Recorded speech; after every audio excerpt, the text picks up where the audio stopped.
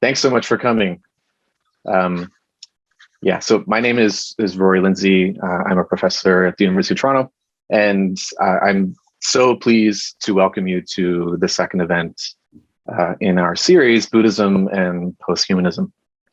So today we're joined by Geoff Barstow, whose talk is titled Rethinking Buddhist Notions of Human Superiority. And the next event, just so you know it's coming, will be on January 27th, and that's with Professor Janet Gyatso of Harvard University. So just to say a little bit about this series, so it examines the place of humans in our world and how humans relate to other animals, and in particular, the consequences of anthropocentric attitudes. And it looks to explore how Buddhist traditions understand relationships between humans and non-humans, and how those traditions might confront destructive human behaviors connected with animals and with climate change. So we decided to hold these meetings on Zoom to facilitate broader accessibility and participation. Some of our events will have readings that you can look at ahead of time, and those will be made available on the Ho Center for Buddhist Studies website. Just to say a little bit about the Zoom meeting and how you can kind of get the most out of this today. So it is being recorded. We are editing and posting these talks after the fact. But your names and the chat are not being recorded. And so we will put this on our YouTube channel once we've edited it, but it's also being live streamed on YouTube. So for anyone who can't use Zoom to be here today, it's just live on YouTube. So there's going to be a Q&A period at the end of the session today. And unlike last time, I think we're just going to let people kind of raise their hands and unmute and ask their question. So once we get to that point, then feel free to chime in with a question. And of course, you can also post comments and questions in the chat, and we can address them that way. So I am honestly just so happy that Geoff is here. I'm a huge fan of Geoff's work. So Geoff Barstow is an associate professor of religious studies, in the School of History, Philosophy, and Religion at Oregon State University. And his scholarship over the past decade has focused on the history and practice of vegetarianism in Tibet. And finally, Geoff is there's so much you could say about that, but he's moving on to new research, and we're going to hear about that today. If you haven't looked at Geoff's two books, I really, really, really strongly recommend that you get them and read them. So the first was Food of Sinful Demons, Meat, Vegetarianism, and the Limits of Buddhism in Tibet, which was published with Columbia University Press in 2018. And that was quickly followed up by Faults of Meat, published by Wisdom Publications in 2019. And that second volume is a collection of translations of Tibetan writings on this topic with really, really insightful introductions, and especially Geoff's introduction is just so helpful. So yeah, I'm a huge Geoff Barstow fan, and I'm just so happy that he's here with us today. So I think with that, Geoff, I'm going to hand it over to you, and then of course we'll come back with questions once you're done. Sounds good. Rory, I really appreciate that introduction. As so often the case, I feel really privileged and honestly really nervous to be participating in this series. This is, for me, this is a little bit of a departure from some of my previous work. This is more philosophically oriented, I would say, rather than sort of historically oriented. And so I'm excited and also really nervous to be sharing this. And I'm also just really honored to be part of this, this whole series on Buddhism and posthumanism. Looking at the other participants, does not assuage my nervousness to be talking to you here. I feel like an interloper in some really rarefied company. So let me open just by thanking Rory, Francis, and everybody at the Center for Buddhist Studies at the University of Toronto. I really, really appreciate the invite. And and I'm looking forward to this. On a technical note, I want to let folks know I'm going to be reading off of paper because I couldn't figure out how to show both the slides and be able to read my paper off the screen. So hopefully that won't get in the way of anybody hearing me. Okay. Buddhism is often said to make a strong distinction between the human and non-human animal worlds. In this interpretation, humans are depicted as intelligent moral agents capable of understanding their situation and then using this understanding to make informed decisions about what to do. Ultimately, this intelligence means that humans can make progress towards enlightenment, using their precious life in the most effective way possible. Animals, on the other hand, are depicted as dumb, incapable of fully understanding their situations. Because of this lack of cognitive ability, they are incapable of making true moral choices about their lives, are incapable of religious practice, and are ultimately unable to make any progress towards enlightenment, at least in that animal body. This interpretation of Buddhist perspectives on the human-animal divide is widespread, both among academics and scholars within various Buddhist traditions. In this talk, I opened by admitting that this interpretation, which I'll be calling somewhat tongue-in-cheek the standard model, is a totally reasonable reading of Buddhist textual sources. Indeed, many canonical and non-canonical Buddhist texts make explicit claims along these lines. So I really want to be clear at the outset that I'm not arguing that this standard interpretation is somehow an inherently wrong or unreasonable reading of Buddhist texts and ideas. I will argue, however, that this standard model is not the only possible interpretation of Buddhist attitudes towards the human-animal distinction. This same material can be interpreted in a way that actually downplays any rigid divide between the human and non-human animal worlds. And this alternative interpretation, that is the one that I will be proposing, sees the distinction between human and non-human animals as complex and varied, shades of gray rather than simply black and white, human and animal. Such an interpretation is not the norm in scholarship on Buddhism and animals, but I believe that it is a more persuasive interpretation of Buddhist texts and tenets than the standard model. Further, I believe that this interpretation positions Buddhism to face forward and to contribute to the development of a post-human worldview. Okay, that's a little bit about what I'll be discussing today. My overall goal is to challenge the idea that Buddhism has an inherently rigid division between humans and animals as distinct, but nevertheless, humans and animals. Instead, I aim to propose an interpretation that sees humans and animals as different, but nevertheless closely akin, with the details of that relationship dependent on individuals, species, context, and a host of other variables. Obviously, I will flesh this out over the next 45 minutes or so. But 45 minutes is a long time, or at least 45 minutes always feels like a really long time to me whenever I'm listening to a talk over Zoom. So before I really get started, I want to just lay out a brief outline for this talk. That way, if you doze off at some point, you can have some idea where I am when you come back.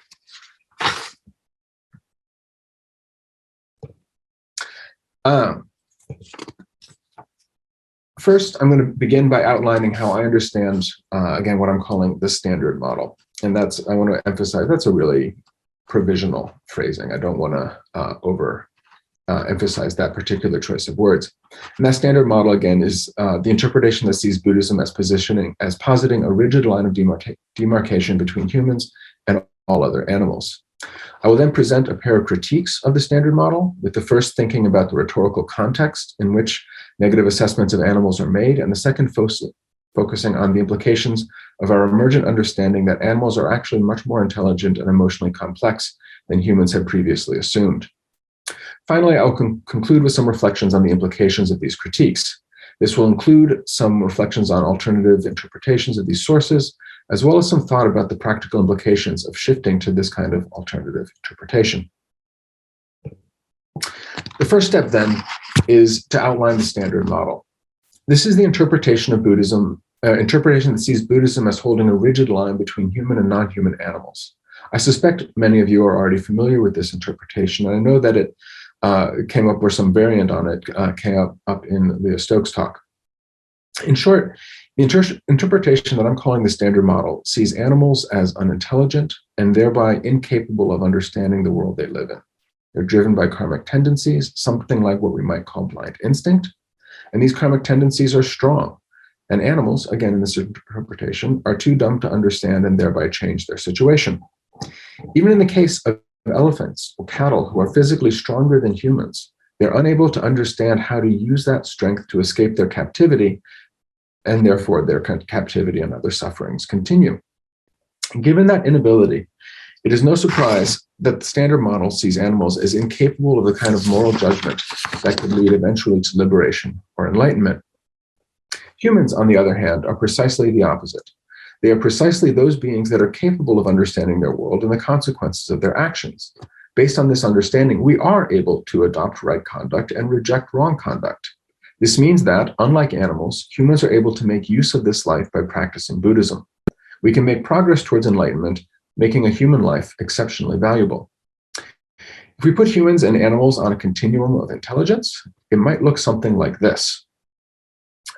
There are many reasons why this interpretation of Buddhist positions on the human-animal divide is common. Most importantly, there are quite a few passages in Buddhist literature that explicitly make arguments along these lines.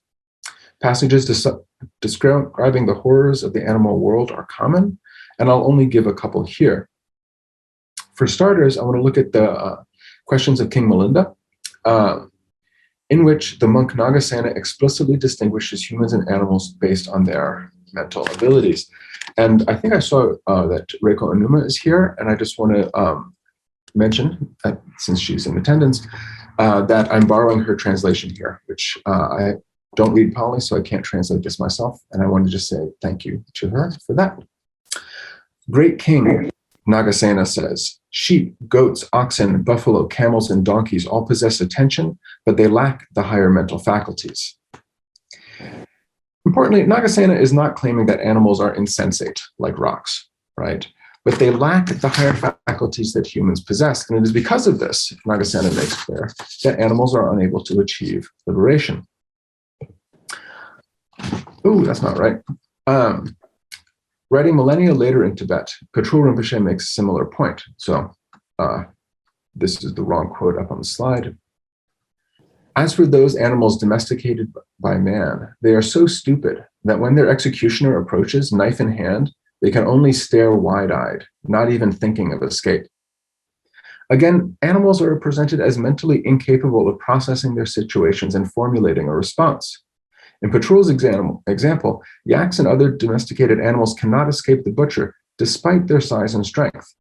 How much less would he expect them to be able to understand the defects of samsara and formulate a plan of escape from rebirth itself? What all of this has in common is an emphasis on human beings being intelligent and capable of distinguishing right from wrong. They can, therefore, make use of their life to do something truly beneficial over the long term, practice Buddhism. Animals, on the other hand, are too dumb to do anything really productive. I've given you a couple of quotes here, but I want to emphasize that really passages like this are common, right? To wrap it up, I'm going to give you one more. And this quote from the 20th century Lama Kangyo Rinpoche, honestly, I just kind of like it for its brevity, and it really kind of gets to the point. Animals are stupid, Kangyo Rinpoche says, so they do not know how to recite even a single mani. This standard interpretation matters because it has long influenced how Buddhists have treated animals. All beings die, of course, and after they die, they are reborn. For almost all beings, this cycle continues infinitely, meaning that most beings are mired in samsaric suffering forever. It's just death and birth all over again. Individual suffering matters, of course, but in the long perspective, it's just life after life. Animals, and we can add ghosts, gods, and the rest to that, are simply cycling through with no immediate hope of release. Only humans, at least according to the standard model, are able to truly change their status. This makes a human life notably more valuable than animals. There's a correlation, in other words, between humans' assumed mental superiority and assumptions about our superior moral standing. If we go back to our continuum, we might add a reference to moral standing, meaning that humans' cognitive abilities make their lives more valuable than an animal's. This has obvious implications for how humans treat animals in the real world, right? Given the relative value of a human and animal life, it makes reasonable sense to prioritize human needs and wants over animal needs and wants. On the basis of passages like these, modern scholars have consistently understood Buddhism to take a dim view of animals. Perhaps the most influential of these interpretations comes from Paul Waldau. In The Specter of Speciesism, Waldo asks if Buddhism is speciesist, meaning that the tradition rigidly separates human from animal and sees the former as superior to the latter. After a thorough analysis of Pali sources, Waldo answers his own question in the affirmative. Buddhist views of animal life are so bleak, he argues, that the tradition can fairly be described as speciesist. Waldo's interpretation has influenced many subsequent scholars, far more than I can list here. In fact, the widespread nature of his interpretation in Western scholarship about Buddhism and animals is one of the reasons I call this the standard model. There has been some pushback specifically against the speciesist label, but Waldo's core interpretation of Buddhist attitude towards animals has been really widespread in the academic literature. And again, there are good reasons for this. As the passages I quote above show, there are considerable textual support for the standard model. Buddhist texts, both canonical and non-canonical, routinely claim that animals are stupid, incapable of religious progress, and that a human life is, therefore, much more valuable than an animal's. So the standard model is not just something that has been created by modern scholarship. Clearly, it is baked into much pre-modern Buddhist scholarship as well. In a moment, I'm going to offer some critiques of this interpretation, but before I do, I want to admit again that interpreting Buddhism this way is, on the face of it, a really reasonable way to read these texts. So I want to I feel like it's probably clear at this point, but I want to say again that I'm not trying to suggest that this kind of a reading is unreasonable or a sort of prima facie wrong interpretation of the material, even if in the end I disagree with it. Okay, with that caveat, I'd like to turn my attention to presenting an alternative reading of this material. That alternative reading rests on a pair of critiques of the standard model, the first of which asks us to take into account the rhetorical context in which passages like the ones I cited here are found. In short, my argument here is that when Buddhist authors discuss animal stupidity and so forth, they are generally not doing it as some kind of disinterested reflection on animals themselves. Instead, they are trying to motivate their human readers to value and make use of their human life. Animal life is denigrated precisely so that human life appears more valuable. I expect that most of you are familiar with this image. It's the Bhava Chakra, sometimes translated as the Wheel of Life. It provides a visual reference to the idea that any individual can be born in a variety of bodies. The cosmology reflected here divides the world into 6, sometimes 5, different realms, that of gods, demigods, humans, animals, ghosts, and hell beings. Importantly, no one is bound forever to a particular form. When a ghost dies, their consciousness will be reborn. This subsequent life could be as a ghost again, but it could also be a god, human, or any other form of sentient life, depending on the individual's karma. But of all these births, it is only birth as a human that offers a real opportunity for permanent release from samsara for all the reasons I've already discussed. But in order for a human life to actually be valuable, it needs to be used. Simply being born as a human is not some kind of special ticket out of samsara. Instead, people need to use the unique abilities presented in the human body to actually change their behavior and their minds. Without actually doing something, they say that a human life would be like leaving an island of jewels without taking any with you. Excuse me. Given the importance of actually using a human life, it's not surprising that Buddhist authors spend a lot of time trying to convince their audience to actually engage in practice. Part of that push is emphasizing the rarity and value of a human life so that people listening or reading will feel like this is something they need to do now, rather than something to put off to some future life. Towards that end, Buddhist authors often emphasize the flaws of other types of life. This includes animals, but is not limited to that. Life as a god, for instance, is sometimes said to be too nice, right? It's obviously, those of you who are familiar with Buddhist cosmology, it's obvious that, it's kind of nice to be born as a god. You're wealthy, you've got nice clothes, good food, all that jazz. But it's not actually useful from a Buddhist perspective, right? As Patrul Rinpoche says, gods spend most of their time in diversions, and the idea of practicing Dharma never occurs to them. Life as a god is so pleasant that there's no motivation to actually do the work of getting out of samsara. When the time of death comes, therefore, a god is unprepared and suffers terribly. So even life as a god is not presented as a good thing in these contexts, or at least not as good as a human life. Throughout, then, the goal of these passages is to get the audience to seize the opportunities a human life affords. When Nagasena claims that animals do not have the higher faculties required for liberation, it seems to me that his goal is actually to get his listener to appreciate that they do have those faculties and that they have this human life and they can use it. Similarly, Patrul's comments about the animals being too stupid to escape a butcher comes from a section of the text dedicated to enumerating the faults of all 6 types of rebirth. And when Kangyur Rinpoche says that animals are too stupid to recite a single mani, he is doing so in order to get his readers to appreciate the opportunity that they have as humans.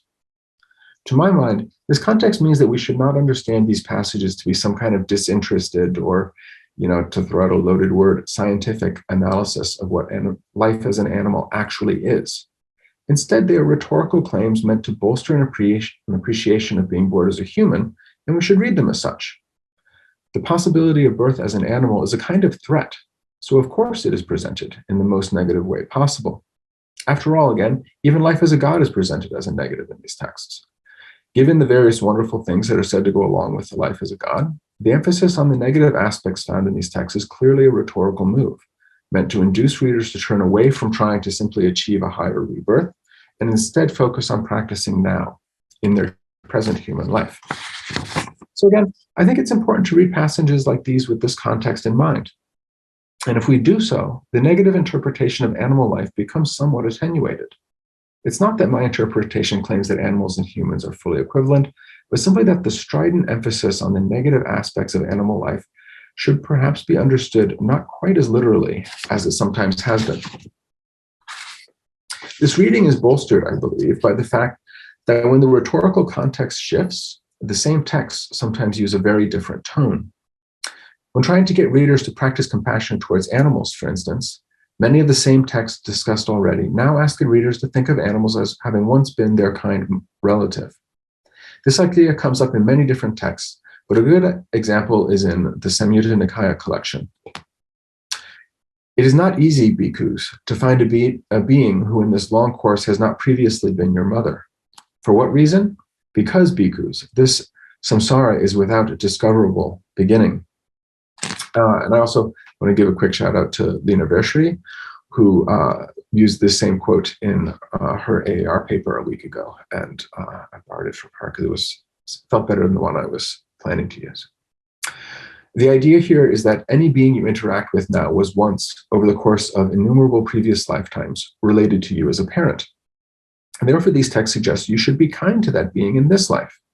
This idea is evoked so frequently in the Tibetan tradition that mother beings becomes a stock phrase, a kind of like a shorthand for all sentient beings who have been kind to me in the past and towards whom I should practice compassion now. This idea itself does not contradict the idea that an animal birth is a dire situation. And again, I'm not trying to suggest that there is some deep discord between the idea that an animal birth is grim and the idea that an animal was once your mother. These ideas are clearly and straightforwardly compatible, but the difference in tone and emphasis is striking. Rather than emphasizing how terrible an animal birth is, these passages emphasize our deep kinship, literally, with animals and the need to be kind towards them. I don't necessarily want to make too much of this, but to my mind, this emphasizes that the tone taken towards animals varies depending on the rhetorical goals of the particular passage. When the goal is to get readers to appreciate and use their human life, birth as an animal is depicted as a horror show. But when the goal is to promote animal compassion, their kinship with humans is emphasized. In summary, and at the risk of repetition, my point is simply that we should take rhetorical context into consideration when interpreting Buddhist texts that take a hard stance on the difference between human and animal. Rather than representing a definitive stance on how non-human animals experience life, I believe that these passages are primarily about convincing humans to use their present life to greatest effect. As such, it is no great surprise that the negatives of animal life are emphasized. Before closing this section, I want to return to the image of the Bhava Chakra. One of the striking things about this image is that most versions of it, not all of them, but at least most of the ones that I've seen, include small images of the Buddha in each of the realms. It's kind of pixelated, but you get the idea. These Buddhas are teaching the denizens of each of these realms, presumably using their skillful means to teach in a way that works for that type of being. In the human realm, I imagine the Buddha telling humans that they are special, that a human birth is uniquely valuable, and that they must use that life to progress, lest they return from the island of jewels empty-handed. But I wonder what the Buddha teaches in the animal realm. If animals are as hopeless as the texts sometimes state, why is he there at all? Is he telling animals that their lives are hopeless and that a human life is superior? Or is he using their own languages to encourage them to use their own lives? Perhaps he is even emphasizing the positive opportunities for practice only available to animals. I don't know. With that little thought experiment lingering, I want to turn my attention to my second issue with the standard model. Modern science has shown that animals are far more intelligent and emotionally complex than most of us had previously assumed. So if it's going to be consistent with its own internal logic, therefore, the Buddhist tradition needs to elevate the moral standing of animals in order to accord with what we now know of their cognitive abilities. As I've already discussed at length, the standard model holds that a human life is more valuable than an animal's, simply because humans are more intelligent. We can understand the world and use that understanding to choose particular courses of action. Therefore, we humans can make progress towards enlightenment while animals cannot. Therefore, humans can and should prioritize their own needs over the needs of animals, and so on and so forth. This entire rationale for human superiority, however, is based on assumptions about animals' cognitive abilities. And we're now learning that those assumptions are simply wrong, or at least that the situation is more complex than we had assumed. Before getting into this in any more detail, I want to digress slightly and talk about what I mean when I talk about animal intelligence. A few months ago, I gave a talk related to this one, sponsored by the Mangalam Center. And after that talk, a couple of audience members critiqued my use of the word intelligence, or my use of intelligence as a basis for making moral judgments about animal value and so forth. And I realized that I was using the term intelligence in a way that, to my mind, accords with Buddhist sources, but which may not always be clear to people in other fields. So I want to be clear today that I don't mean to hold up a particular kind of human-centric intelligence as a baseline. Instead, I'm using intelligence as a shorthand, right, as a sort of a stand-in for all kinds of mental activity, including emotional awareness, rational thinking, irrational thinking, and so on, as well as the kinds of, thought processes that we may not even know because they're not human, right? It's a catch-all term, not referring to a specific type of thinking, and definitely not referring to a particular type of like hyper-rational or thinking. Anyway, no matter what that cognition looks like, it's clear that there's a lot more of it going on in animals than we previously thought. Scientists working in a variety of fields have discovered that some species of animals are actually highly intelligent. Gorillas are famously capable of learning human sign language. Chimpanzees create and use tools. An octopus named Inky, and I think we can all agree that this is just kind of awesome, opened a latch, escaped from his tank, crawled across the floor, and squeezed itself through a drain pipe, all in order to escape captivity. Octopuses like Inky, it seems, are fully able to evaluate the circumstances of their captivity and to plan detailed jailbreaks. Finally, we now know that prairie dogs speak in complete sentences with subject, object, and verb. And what's more, we can speak back. By changing the order of recorded prairie dog chirps, scientists have been able to have legitimate conversations with them, exchanging meaningful information. If you haven't looked up this research, I really would encourage you to do so. It is fascinating. Same, at least potentially, hopefully in the near future, for whales and, presumably many other species. As these examples illustrate, research into non-human animal intelligence now routinely shows that animals are capable of thought on a level that we once assumed was limited to humans. Further, non-human animals have also been shown to have highly complex social and emotional lives. Numerous species have been shown to form complex family and cultural units, for instance, with parents recognizing and caring for their own children, while sometimes remaining open to adopting orphans. Elephants are perhaps the best known example of this, but similar patterns are seen in many other species as well, including farmed animals. On this point, I'm reminded of a rancher I met in Texas, where I'm from, who told me a story about when he changed ranching practices and allowed cows of various ages to intermingle. Usually, the cattle on his family ranch were sequestered by age, as was the typical practice. At some point, he decided to shift to mob herding, in which all of the animals are allowed to mingle freely. Anyway, when he shifted to mob herding, the rancher told me, the cattle immediately identified and mingled with their biological families, with mothers easily identifying children they had not seen in years. This is something you can also see for yourself. Next time you're driving and see a herd of cows, look to see if there are different age groups together. And if you can, I really highly recommend just like stopping, pulling over on the side of the road and get out and walk up to the fence and say hi. See what happens. A while ago, my daughter and I stopped at the side of the road to chat with a herd of cows near my house. As we stood next to the fence, two curious yearling steers came over towards us. And as they got closer, an older female ambled up and placed herself between them and us, seemingly trying to steer the youngsters away from the suspicious humans. She presumably had had enough life experience to know not to trust us, whereas the yearling steers were just curious.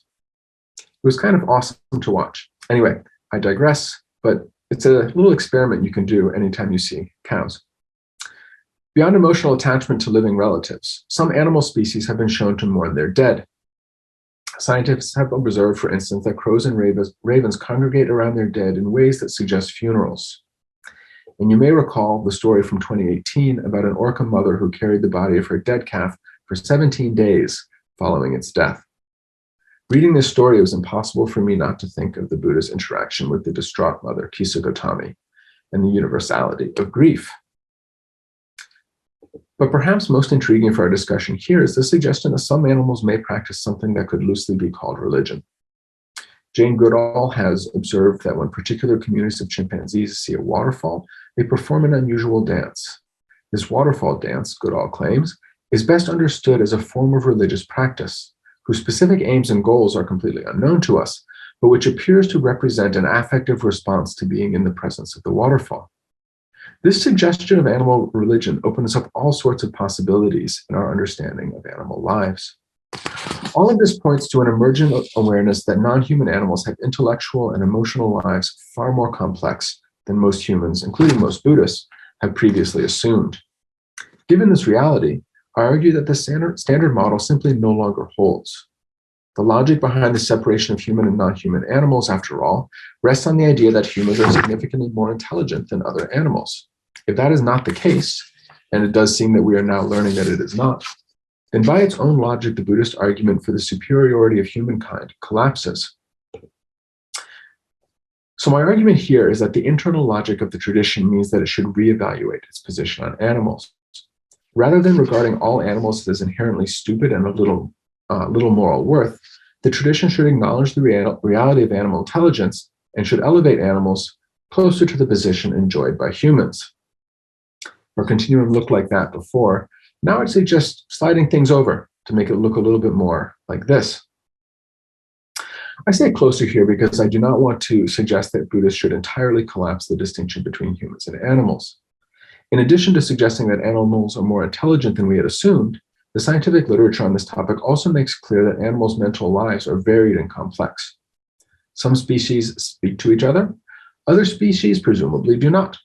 Some species have complex emotional lives. Others seem not to. So I do not want to suggest that the correct response to our new awareness of the complexity of animal mental and emotional lives is for Buddhists to grant every non-human animal equal status with humans. Instead, we might come to regard some animals as closely akin, maybe cows and whales, while others, perhaps fruit flies, are more distant. And some may end up being past us on some level. I'm thinking of you, Stinky. And that pretty much sums up my second critique of the standard model. The argument is pretty straightforward. Given what we now know about animal cognition, the idea that humans are superior because of our superior intelligence no longer really holds. Like my first point about reading these texts with their rhetorical context in mind, the second critique is not a complete rejection of the ideas present in Buddhism. Instead of rejecting the system entirely, I'm simply suggesting a recalibration. This recalibration rests on a recognition that the most stridently anti-animal texts may best be understood as rhetorical claims intended to produce fear of an animal birth in human listeners, rather than as disinterested analysis of actual animal experience.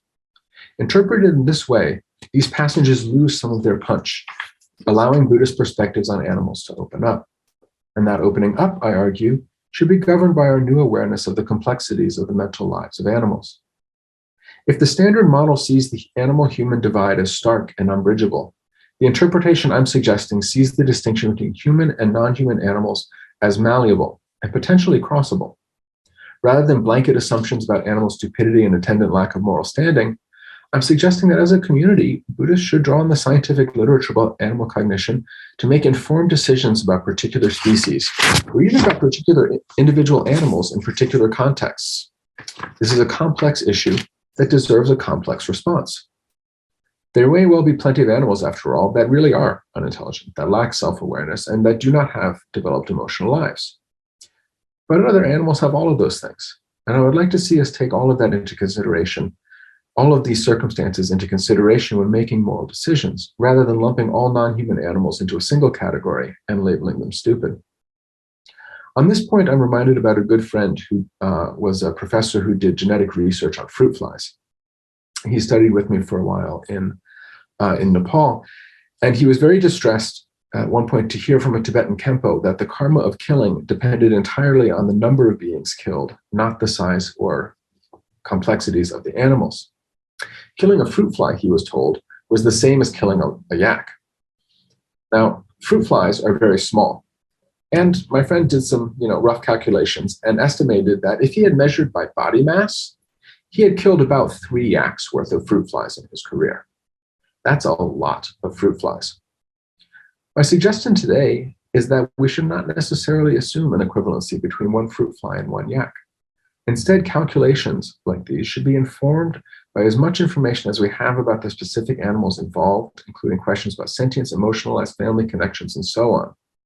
Doing this is likely to be an onerous process and will no doubt involve making mistakes.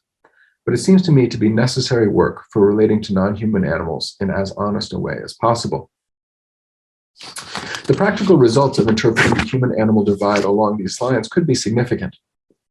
I imagine that when Buddhist texts and ideas about animals are interpreted in this way, the moral status of many animals would be elevated. This might require Buddhist communities to rethink how they relate to those animals, both on theoretical and practical levels.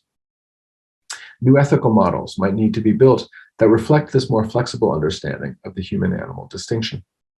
Most obviously, we may need to collectively pay more attention to practices that harm animals. If one of the main goals of Buddhist practice is to reduce suffering in the world, and if animals suffer more acutely than we have previously known, then perhaps we need to elevate the attention we pay to things like industrial animal production. And I put production in scare quotes. Scary. Industrial animal agriculture was built and morally justified on the assumption that animals were mere machines, somewhat akin to plants. Rather than individual beings with wants and fears, industrial agriculture sees these animals as units to be produced, by which is usually meant born, raised, and slaughtered. As we learn more about the mental lives and suffering experienced by the pigs, cows, and chickens involved, we may need to seriously reconsider our own participation in these systems, perhaps increasing the proportion of, and perhaps increase the proportion of our time and energy that we put into trying to dismantle them. Even practices that currently seem to be kind towards animals might need to be reconsidered. Life ransoming practices, I'm thinking of Tsetar in Tibetan, in which captive animals are purchased and released, might need to be considered in the light of their impact on ecosystems. It's not hard to imagine a situation where releasing a few animals could be hugely disruptive to the lives of many others, so that the attempt to relieve the suffering of a few results in much greater suffering for the many.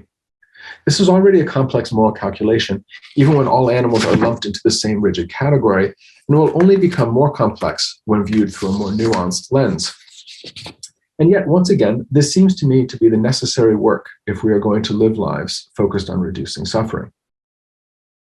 Beyond this simple shift towards more effective practices of animal compassion, we may also need to start thinking about animals as more than simply recipients of compassion and kindness, as more than benighted beings deserving of pity. particularly as we learn that animals do, in fact, have the ability to understand their worlds and to make choices. We may need to start seeing non-human animals as intellectually and emotionally complex participants in samsara, rather than as passive victims. To illustrate this, or the possibility of this, I want to tell a story from the life of Ralotsawa, an eccentric 11th century Tibetan teacher said to have performed numerous miracles. Among these is a brief account of teaching animals to meditate. Ralotsawa taught many dogs and mice to meditate, and did the same for those sheep that belonged to local landowners. He taught about 600 young male and female sheep to meditate. Then a scholar named Geshe Yonten Drakpa came forth to debate this point with him. The scholar said, meditation requires a body with the freedoms and riches, i.e. a human body. Animals lack this freedom. Therefore, it is impossible to teach them to meditate. Your claims are false. The great teacher Ralotsawa said, generally, you're correct. Nevertheless, in some particular cases, it is not certain. I love this story. It's one of my favorites. We may note that Ralotsawa's claim is met by skepticism on the part of a scholar who, following the standard model, points out that animals are incapable of religious practice. Ralotsawa admits that the scholar is right, but only to a point. If a teacher is sufficiently skilled, animals can be taught. And I have to admit at this point, I'm thinking about that image of the Buddha teaching in the animal realms. This is a great story in its own right, and I will fully admit that I'm making probably far more of it than the author intended. But I really love that Ralotsawa is treating animals as active agents in their own futures. He's teaching them to meditate, not simply blessing them or performing a ritual for them.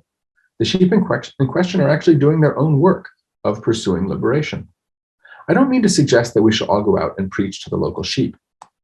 I do think, though, that the interpretation I argued for in this paper asks us to think about animals as active agents in control of their lives, rather than merely passive recipients of either kindness or cruelty.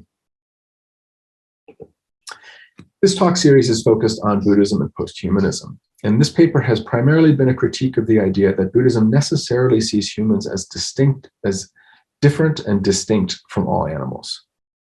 This has been coupled with an argument that there are good reasons to interpret Buddhist texts as actually blurring that human-animal boundary. If we accept my reading and interpretation of this material, I think it positions Buddhism well to look forward towards a post-human future. Importantly, at least importantly to my mind, this includes looking at animals not as passive participants in samsara, but rather, this includes looking at animals as active participants in samsara rather than purely passive. Typo there in my paper. To me, this recognition means that those of us who are concerned with animal welfare should be concerned with more than just avoiding harm or giving animals comfort. We may not be able to teach them to meditate, as Ralotsawa did, but I see no reason we can't at least think about how we can do our best to interact with them in ways that support their own activities and their own abilities to do good work, in whatever form those activities might take.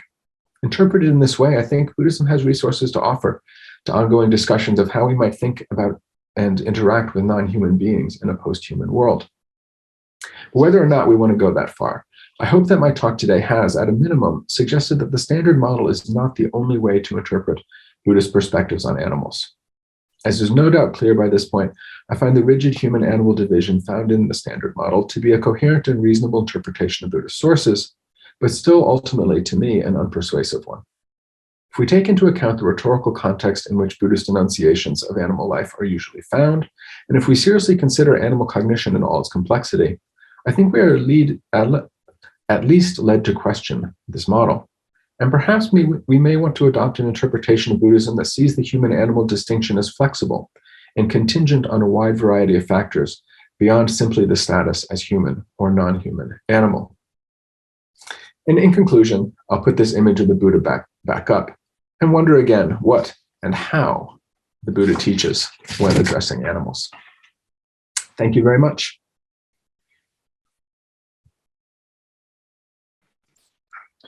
Geoff, thank you so much. There's so much to unpack in what you just said, and it's such important work. So thank you.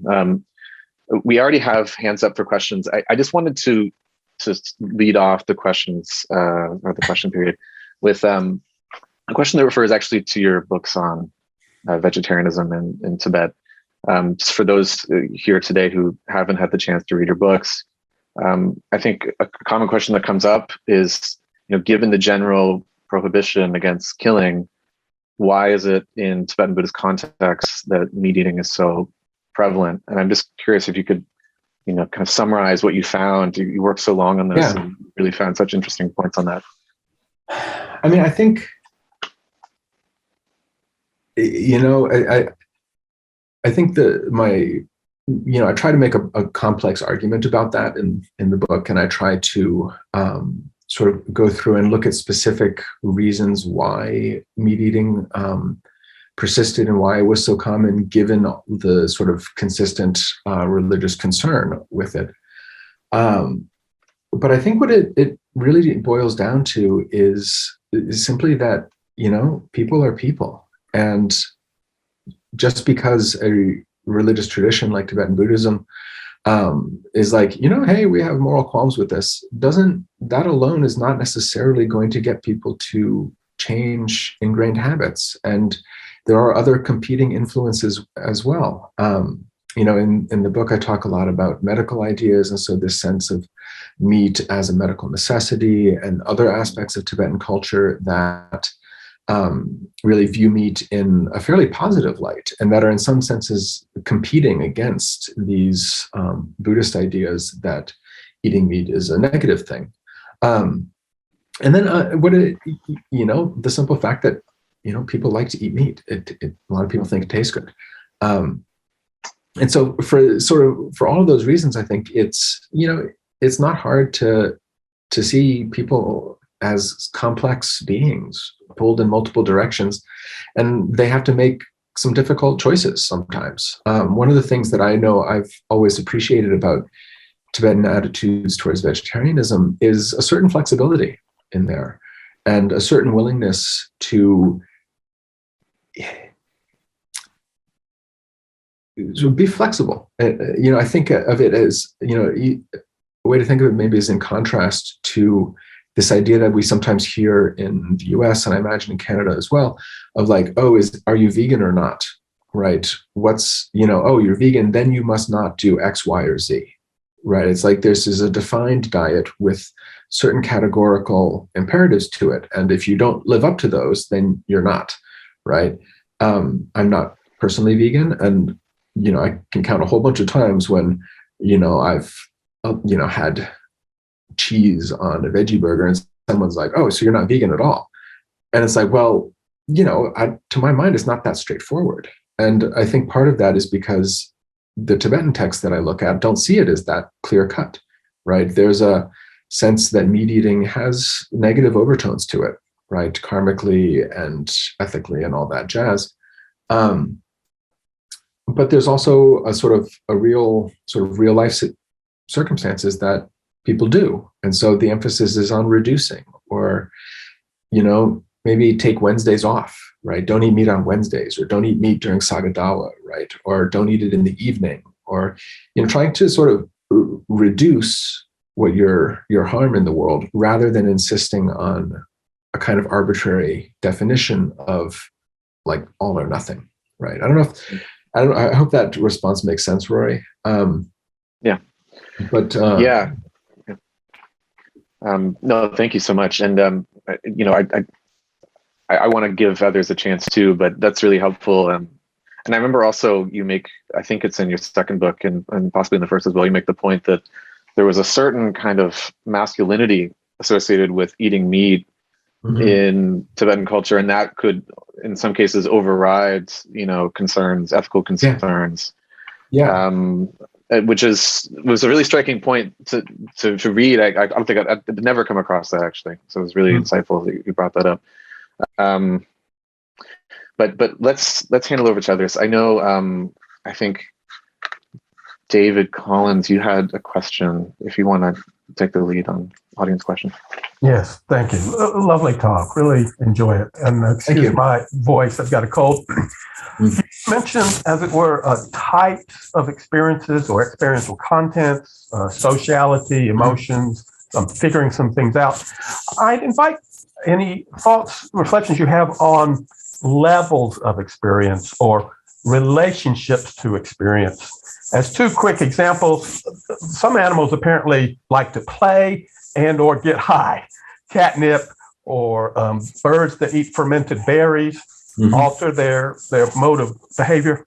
And in my own case, I'm rather overeducated and very careful about my meditation practice, but have been blown away by the experience of old school Buddhist Visuddhimagga altered states, synesthetic states in the jhanas that occur in a set sequence, and finding, at least after one intensive retreat, waking up out of dreamless sleep in the middle of the sequence.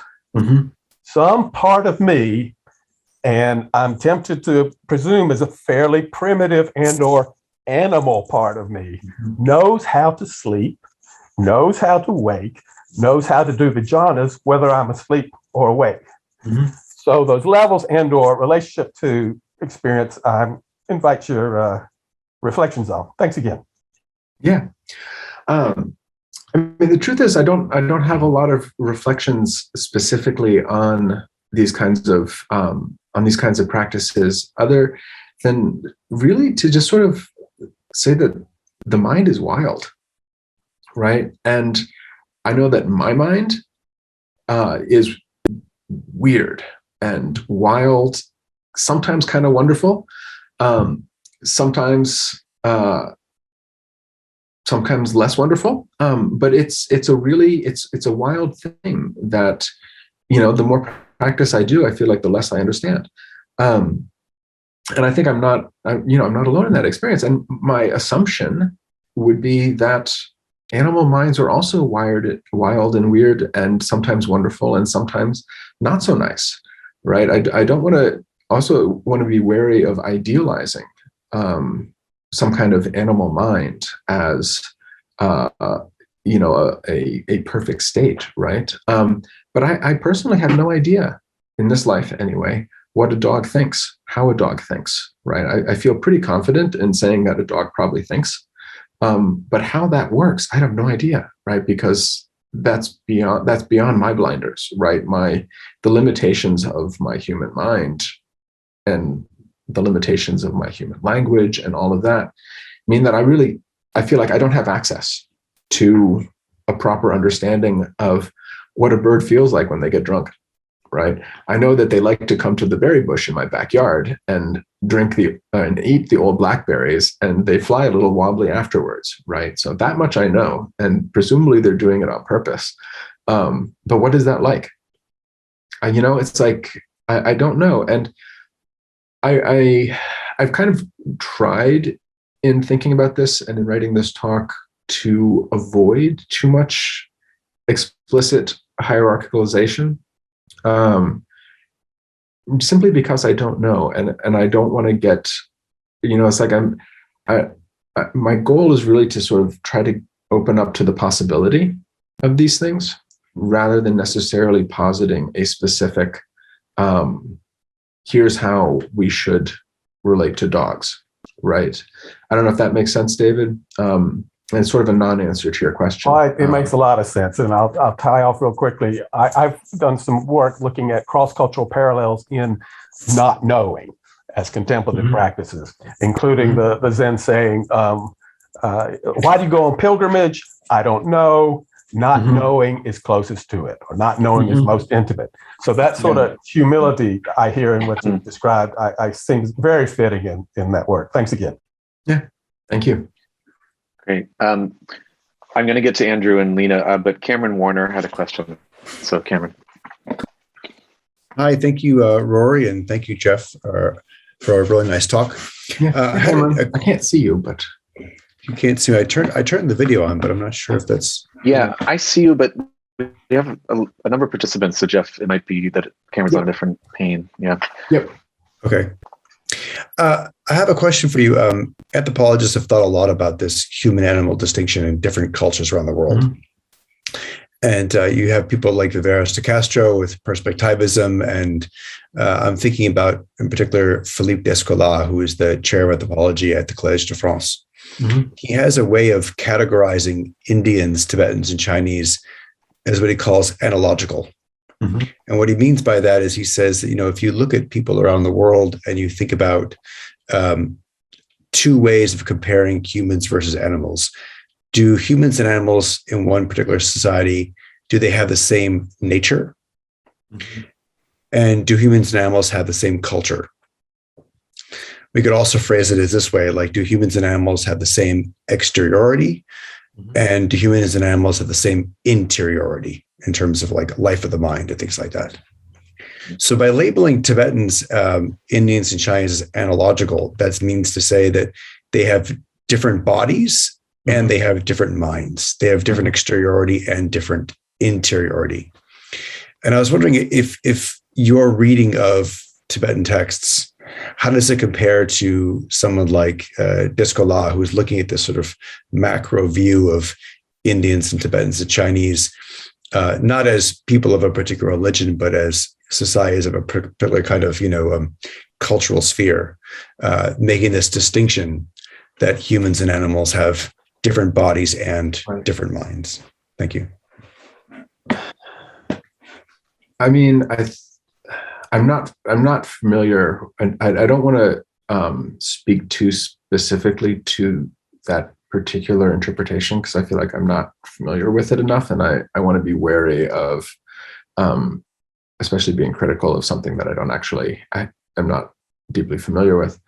My first thought is that I'm wary of lumping sort of Indic and Chinese traditions together on this, because I think that there's some really important differences from the little I've read about like animals and Confucianism, and Confucian thought. There's some really important differences between how animals are approached there and how they're approached in a Buddhist or a Hindu context. And so that raises a quick little red flag in my mind about what are we lumping together when we make this broad assessment. And as to this question of whether whether we should understand the human animal distinction here as different bodies, different minds, or different bodies, similar minds, or things like that.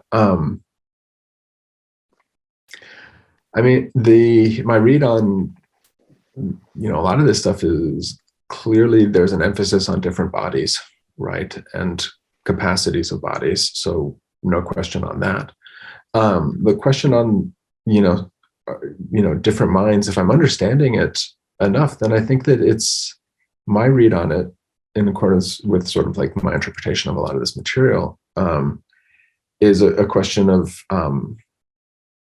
circumstance, right, rather than nature, right? Like the nature of the mind kind of thing would not necessarily be different, but the circumstances of it, and particularly as it's embodied in a particular type of body, right? Because I'm also not 100% sure about this like rigid demarcation between mind and body on some of this stuff. But as embodied and conditioned by circumstances governed by karma, there can be considerable difference there. And so my read on this sort of tradition would not necessarily disagree, I guess. That's a very qualified. I'm like trying to hedge my bets on every corner with that one. Thank you. I appreciate it. Yeah. Andrew. Hi, thanks for the very interesting talk. It's just a small thought. So I in my dissertation, I sort of thought about this stuff a bit, but more from the aspect of how we think about Tibetan historiography, and in particular, how we think about the role that deities play as non-human actors in Tibetan history. Mm-hmm. So one of the things that I thought of in particular with this image of the Buddha and whatnot is the way that in the Tibetan tradition, you have Padmasambhava binding the local Hla by oaths, and that as a result of that karmic connection with Padmasambhava and being bound by oaths, they actually become transcendent beings, or some of them do. And there's these debates around whether or not they become transcendent or they don't, and then how you propitiate them and things like that as a result. So within the Tibetan tradition, you do have those examples of those beings, some of whom are demons when they start, right? Actually becoming transcendent beings over the course of time because of this connection. So yeah, just a thought. Yeah, I mean, absolutely. When we're at least in the Tibetan world, and also the Indian world, the world of non-human beings is huge and way past just the human and the animal. Animals animals are said to occupy, I think, a particular space within that world, right? But yeah, the rest of them are there, and some of them are, like you said, right? I mean, sort of intelligent, able to be tamed. Some are less able to be tamed. Sometimes that taming is wrathful and violent. Sometimes it's persuasion based, and I'm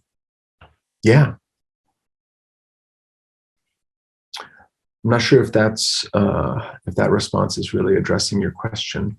Well, there wasn't really a question. It was just something that came into my head during the talk. That when you were talking about like what the Buddha teaches, and the idea that enlightenment is so human centric, but then in the Tibetan context, we do have examples of other types of non-human beings becoming absolutely, and actually, I really appreciate that clarification. I think I understand better now what your point was.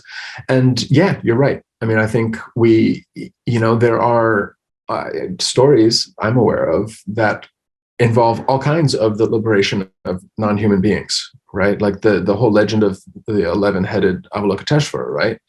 1,000 arms, because he took a vow to liberate all beings starting at the bottom of hell, which presumably means he's in hell teaching them, right? And helping them make progress. And then, of course, at some point after eons of this, he turns around and realizes it's all filled up behind him and it explodes. But that's a different, that's his own issue. But clearly, like, there is, if we look at the Baba Chakra right there, there's the Buddha in hell, right? He's teaching away. So clearly something is able to be done in all of these worlds, right? And it's not actually just humans who are able to effectively hear a teaching. Thank you. Lena. Hi, Geoff. Thank you. This was such a great talk. I have like 10,000 different thoughts and questions, but I think that I just want to maybe bring up two thoughts that came to mind as I was listening to what you're saying. So the first one is, I really like the way that you're expanding this question of animal intelligence and looking at things like sociality and language use. I mean, all of that research is just like so deeply fascinating. And I think it's kind of busting into the mainstream more and more now. And I hope it has a good effect.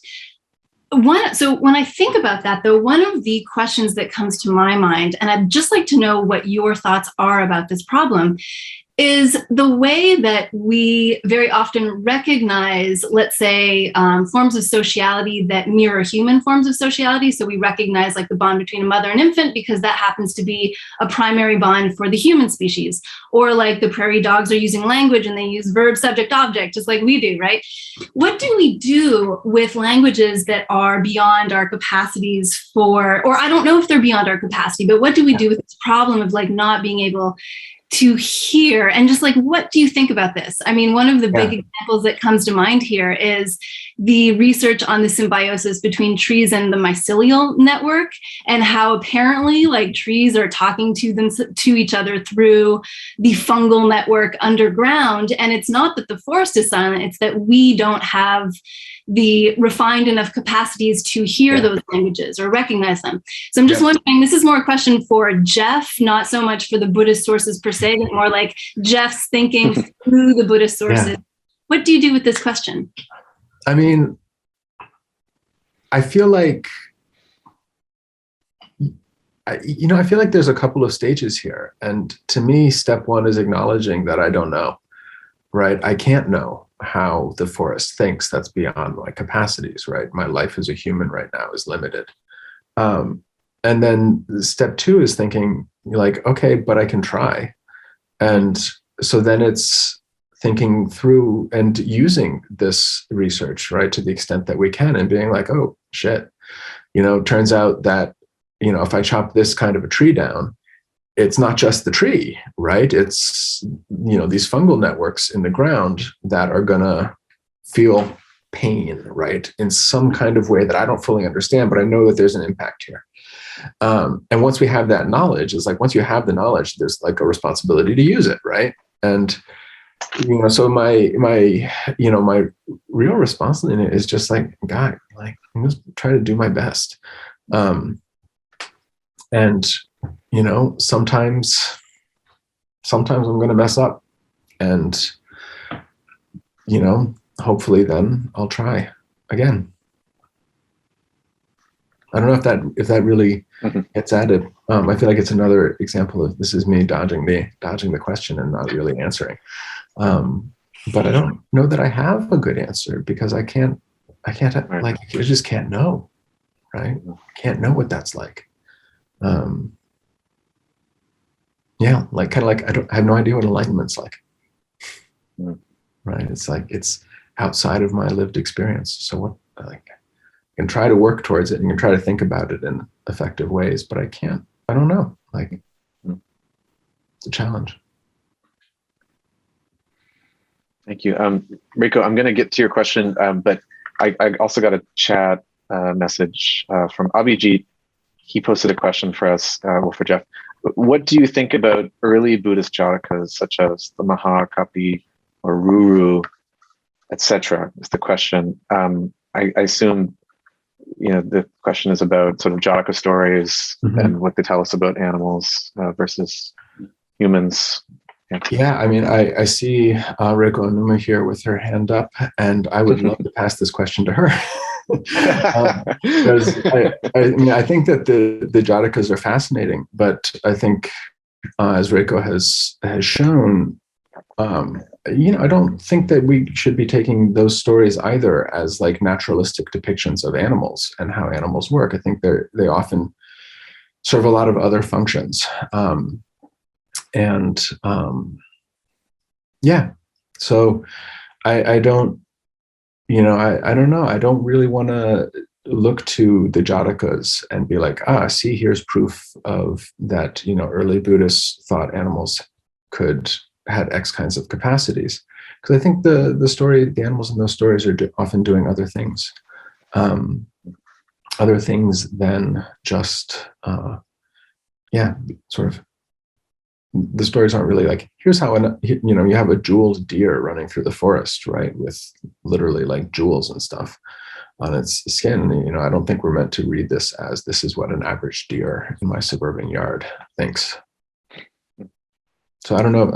I hope that, I'm not sure who that question was from, but I hope that, Abhijit, I hope that goes a little bit of a way to sort of, saying how at least I think about those kinds of stories. Reiko, do you want to chime in first, and then also you have a question? Yeah, about the jatakas, I would just say, I like your attention in your talk, Geoff, that you pay to rhetorical context. In my book, I treat the animals of the jatakas separately because I do think it's a completely different discourse than what's going on doctrinally. And that in many of the animal jatakas, it is a chance to kind of embody an animal's point of view that is critical of the human realm. So I think it's a separate discourse in a separate context. Mm-hmm. But what I wanted to ask about, Geoff, was one of your arguments is that rather than lumping all non-human animals into a single category and then distinguishing it from the human realm, which is what Buddhist cosmology does, we should recognize the complexity and multiplicity of animal cognition and animal intelligence, Mhm. Do you ever worry, and I thought of this when you showed that picture of the spectrum and how you wanted to move animals down a little bit. Do you worry that this would lead to a kind of complicated moral calculus where, oh, I can exploit this species to this degree, but this species I can exploit a little bit more, and this one I can't at all? And Yes. is there a tension between that and, on the other hand, one of the benefits of lumping everyone together into the category of sentient beings is that then you aim to protect all of them rather than falling into this complicated moral calculus? So do you think there's like a tension between those two strategies? Yes, absolutely. And I will say that, in preparing this talk, I use that little continuum line, right? And I spent a while trying to decide whether I wanted to use it or not, because in many ways, I feel like it's kind of cute and makes a point, and is nice to have the visual. But it, so massively oversimplifies the complexity of these things, right? And yeah, I absolutely worry that, that one of the downstream effects of trying to move to a more complex understanding of how animals work is that we might end up in a position where we say things like, oh yeah, well, this animal, this kind of species of fish does not seem to socialize, so it must not be very intelligent, or it's okay if I kill that one, right? As opposed to this other one. And I think, my response to that, from my side would be, I would hope that we can be aware of that possibility going in. And that as we try to make these calculations and as we try to think about, the response in a particular kind of situation, right? That the awareness of that danger we can be aware of it, that we can keep that in people's minds as they try to think things through. There's absolutely, I feel like, a danger in, moving away from a model of, well, all sentient beings get equal consideration, to a model of, we're going to try to think this through and try to make some judgments. My hope is that, careful work can attenuate that danger. But I don't know. And I certainly hope that, I hope that can be done.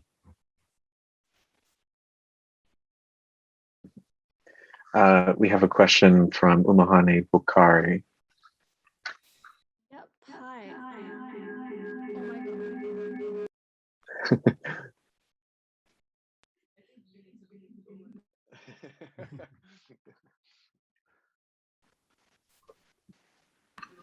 I'm so sorry about that. I'm actually sitting in the Buddhist Study Center, so that's why you heard me twice. Yep. Is it fine now? It's a powerful Yeah, question. it sounds good. Great. Yeah, exactly. Okay. So thank you for that talk. I really enjoyed it. And I've written my question here. I'm just going to read it. So if we argue that such rhetoric was just a strategy, aren't we saying that no thought was given to the implications of that rhetoric? Because it still ran the risk of misleading people into believing that humans are better than animals, even if the intention was different. So how does one reconcile that negligence, for lack of a better word, with the argument you are making here? Yeah, I mean, I think, I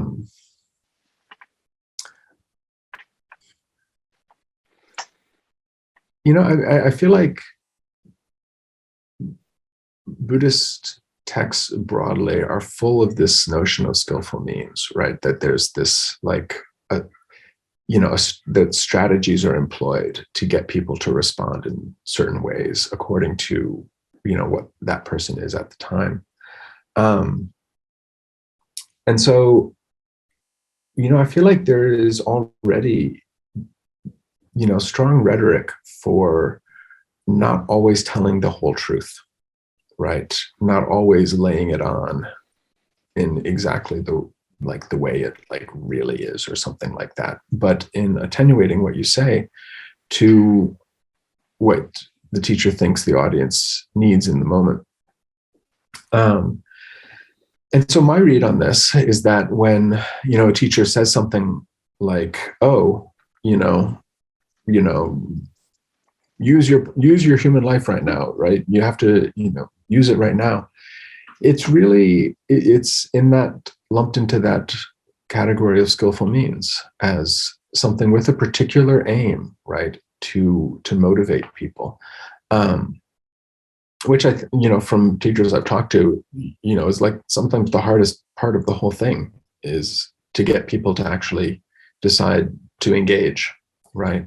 So I feel like that's not actually like a tangential goal to much of the tradition. It's kind of central to getting people to do it.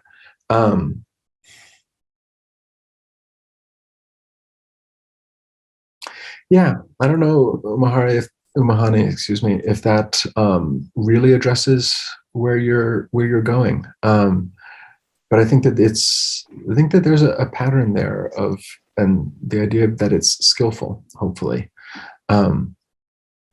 would mean that it's used appropriately, right? Or that it at least can be used appropriately.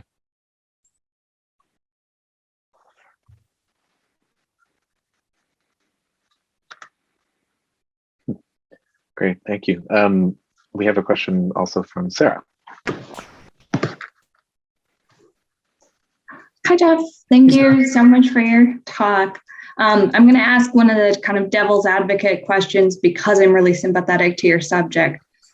Some of the examples that you provided explore how animals show an awareness and intelligence through their affective capacities for grief and fear. How would you respond to kind of a counter interpretation that those capacities precisely demonstrate a reactive entanglement in karma?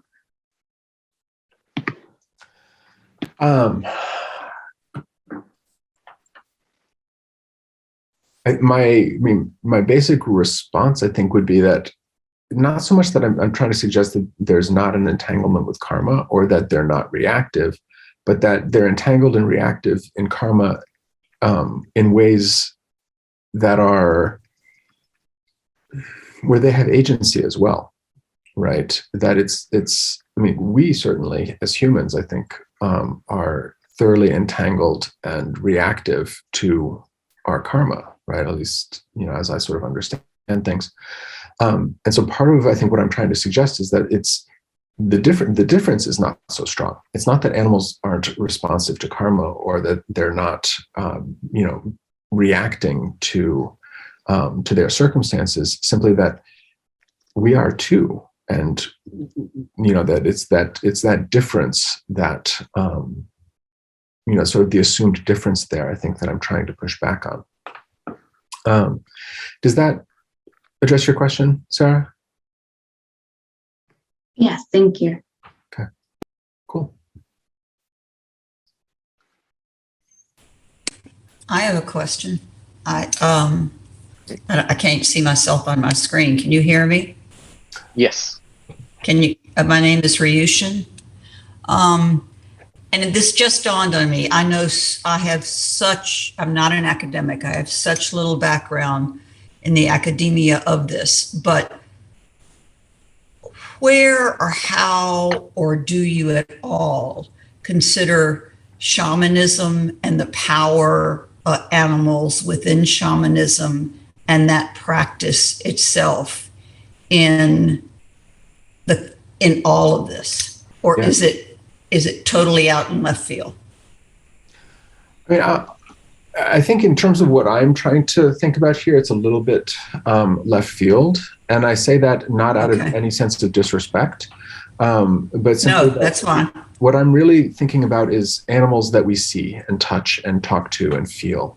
And certainly animal imagery has been used throughout these traditions in ways that are more or less shamanic. I'm a little bit worried, concerned about the specifics of that word, which comes very loaded. But certainly, animal imagery is everywhere. And, you stuff a raven head with a bunch of barley and you bury it in the sand for a year and you pull it up and then, you've got a potent medicine, right? So like this, animals are thoroughly and deeply interwoven woven into a lot of aspects of Buddhist religiosity. But really what I'm trying to think about is how like humans interact with real animals. And by real, I mean like the kind we see and that are right there in front of us. Because I think that's, it's like, it comes out of this question, as Rory mentioned, a lot of my previous work was on vegetarianism. And so one of the things that I was really looking at is like, okay, well, like, how do people treat animals, right? Like that's the thing that they do, right? And they how do they treat them? Well, sometimes they eat them. And like, these are, not religious acts. These are just, I'm going to go eat this sheep. And that's really sort of the question of, how do people do that, right? How do people come to understand that this kind of like real action in the world, with, one of the results being that sheep right there is now dead, is really sort of where a lot of this came out of. So, I don't want to say, it feels a little bit left field. I don't want to say that out of any sense of disrespect to it. Just that. No, I didn't take it as disrespect at all. Not at all. Thank you. Yep. Geoff? Yeah, Jeffrey, I see your hands up. Yep. Hi, Geoff. Thank you for this wonderful talk. I think it's an important topic. And I really enjoyed the presentation.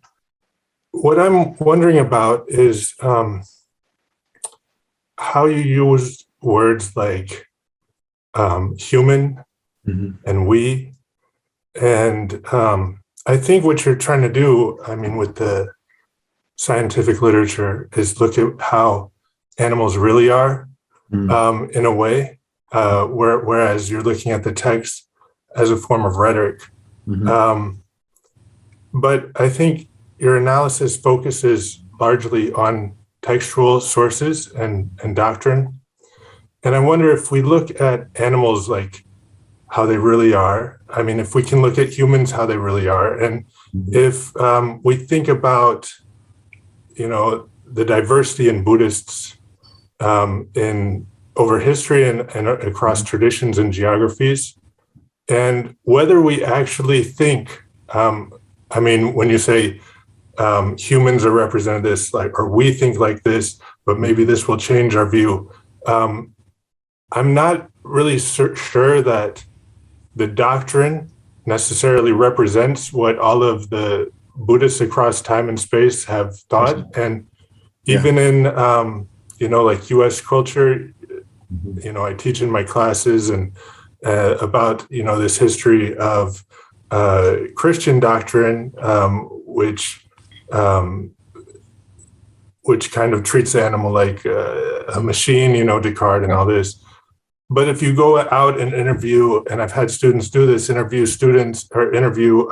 people in a church, most of the people will say, yeah, I think animals have some form of sentience, and et cetera, et cetera. So I'm just wondering if you've thought about how you represent humans, and whether these views are actually typical of what Buddhists may actually think. No, I appreciate that very much. And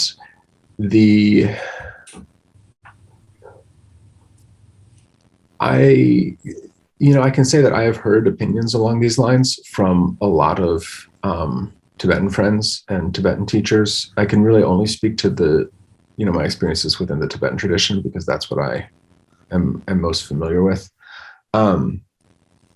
So, I feel comfortable, thinking of, a large proportion of at least the Tibetan tradition as thinking of animals in ways fairly akin to the standard model, or what I'm calling the standard model. As I was writing this, I was actually often wondering how someone who is deeply familiar with Chinese Buddhism would think about some of this, right? And it felt, I'll say also, it felt weird to me to use words like we and I right? And, nonetheless, I kind of did it on purpose, right? To try to emphasize a sense of, myself as a Buddhist being part of this work, right? And, to have it, to try to convey some sense of that, right? At the same time, it felt weird to be, making some like giant claim about what all humans think at all times, which is obviously not true. And at some point, I can only plead personal ignorance and lack of time and space to get into all the details. But yeah, you're absolutely right that this analysis is primarily text-based and primarily looks at sort of the Indo-Tibetan tradition as baseline, right? With all of the pitfalls that comes up with, in part because that's what I know, and really Tibetan is the language that I work in, right? So it's in some kind of like much fuller version of this, like a book length kind of thing, I would love to really get into the weeds of different versions of how Buddhists in different places and different times and spaces have thought about the human-animal distinction. I mean, I do think though that at least with what I've come across, the basic outlines again of this model, the standard model, come up a lot. And as I was preparing this talk, it was really not hard to just grab a book off my shelf and be like, okay, yeah, here's a good quote to talk about that, right? Because it comes up a lot, this kind of attitude towards animals. Really, anytime anyone starts talking about the precious human life, they're like, you got a precious human life, you better use it. Now, let's contrast that with all the other horrible things that you might be born as. Geoff, thank you so much. And Jeffrey, thank you for the question. So we're actually at time. That went by so quickly. It was a really great discussion and such a great talk. I just wanted to close with some announcements. And of course, first, Geoff, thank you so much for being here with us. It was really, really thought-provoking. And let me say again, thank you so much. I really, really appreciate the opportunity to be here and feel very humbled to be in this, to have been asked to participate in this series. Thank you. Thank you. And again, I just think your work is so important. So just, keep doing it. And so thanks to my colleague, Frances Garrett, who is not feeling well today and couldn't be here, but she's been the co-organizer of the series with myself. And then our interim director at the Host Center, Sarah Richardson, thank you for everything you've done to make the organization of this possible. And the same goes to Betsy Moss, who's our coordinator at the Host Center. And then lastly to Kayla Boland, who's an amazing undergraduate student who's been so helpful in putting this together. I did want to just say one more time that we have the session with Janet Gatso on the 27th of January. And her talk is titled Being with Animals, Buddhist Resources. And she shared, instead of a reading in advance, she shared a video of her giving a talk at Harvard. So there's a sort of like a pre-video that we can watch. And then we have Kelsang Dorje Bhutia, who's joining us on February 10th, Dekila Chongyalpa on March 24th. And we have an idea, we haven't finalized this yet, but we would like to have everyone come together sometime in April or May, just to have a group discussion. I see thumbs up from Geoff. To have all the speakers just come together and talk for an hour and a half. That'd be so great. So we'll keep you posted on that. And before we finally sign off, Sarah, you had an announcement from our colleague Matt King about a talk that's happening tomorrow. It's a little small on my screen. Let me make it bigger. So there's a talk tomorrow. I don't know if you can see this. Sarah shared it. It's called Breathing Sunlight and Smog. Oh, yeah. Go ahead, Sarah, please. Yeah, sorry. So this is just a talk that's happening tomorrow. It says 10 a.m., but I think that's California time because they're in Riverside. So for the rest of us, for us in the East, that would be 1 p.m. And it's related. So some people in this audience might also be interested in this topic. It's called Breathing Sunlight and Smog on the Praxis of Wind, Light, and Mind in Urban Mongolia. And it's with Dr. Saskia Abrams-Kuvunenko. So if you have a chance or interest, please check that out tomorrow. Great. Okay. So we'll stop here. I'm sorry we can't talk more, but that was, Geoff, that was so excellent. So thank you again. And thanks to everyone who was here synchronously with us. And then for all of you who watch once we post the video later as well. So anyway, have a good day and thanks for joining us.